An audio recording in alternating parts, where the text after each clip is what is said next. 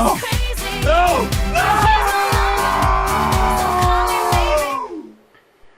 Hey everyone, it's the real Gill again with yet another real quick video for the iPhone 5 Lifeproof case. Now I really like this case. I've had it for a little over a week now, and I appreciate everyone commenting in the other video. Here's a link to that video if you haven't seen it for the full unboxing. You know, it's definitely waterproof. It's held up fairly well. I have noticed that at the corner here, I'm not sure if you can see it in the video, but it starts coming undone. I just kind of have to push it back, and it's good. This doesn't, you know, I did brave this and stick this underwater. This is purely cosmetic. It's forming a tight seal, so that's okay. It just looks like it's not.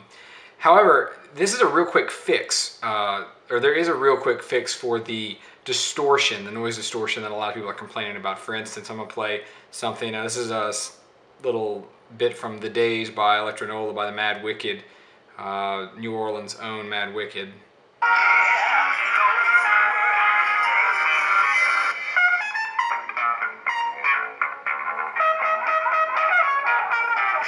Pretty catchy, right?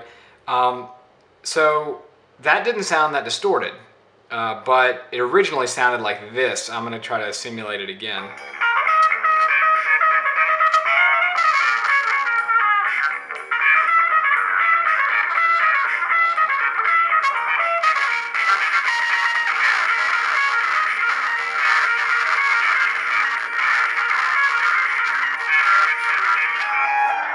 So that's kind of what it originally sounded like, and it did that because the back of the case, I'll actually open it up, the back of the case was pushing against the phone, or the phone was pushing against the back of the case, right here.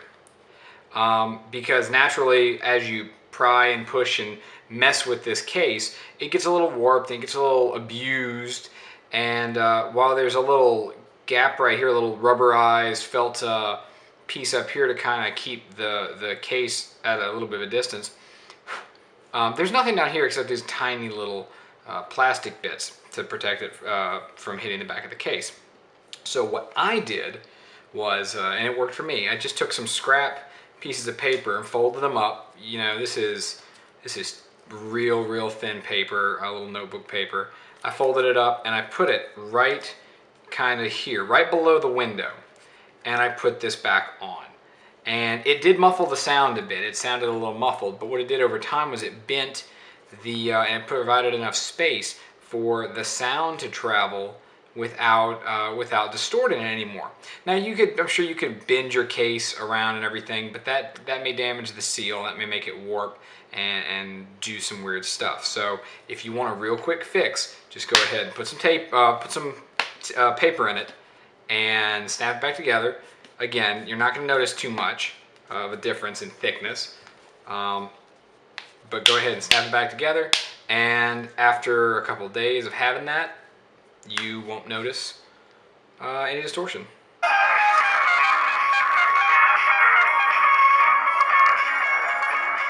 So yeah, and again, you may need to play with it afterwards. I was just playing around. I bent the case back probably. I had not taken the phone out for a week, so let's see. Yeah, see, that's what it sounded like originally.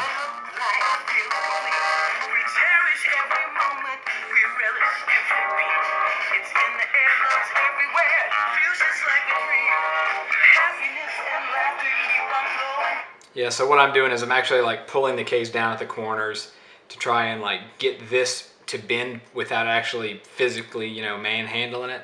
You got to play with it, but it is completely possible to do that.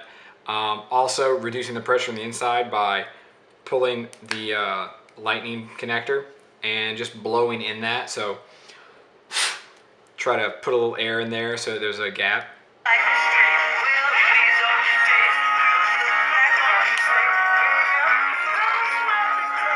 That looks like it did it.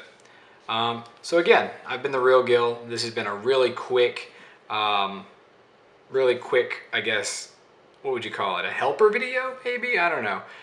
Solution? No, it's not a solution. It shouldn't vibrate like that, but it is definitely waterproof, and I think the channels that it's creating for the impact and the shock resistance, that's causing some sound distortion.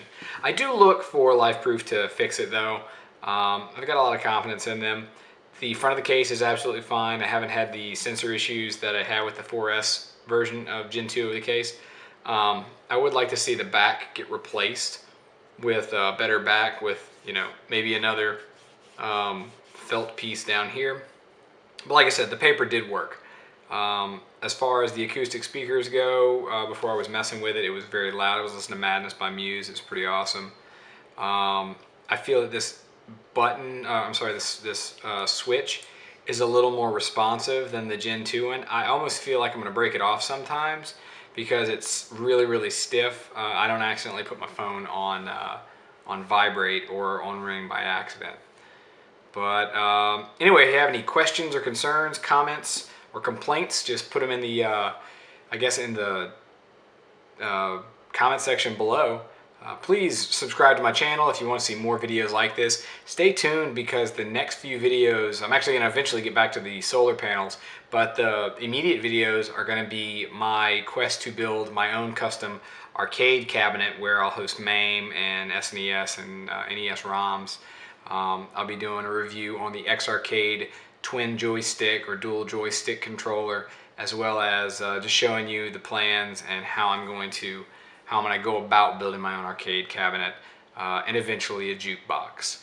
So for The Real Gill, I'm MG. Have a great day.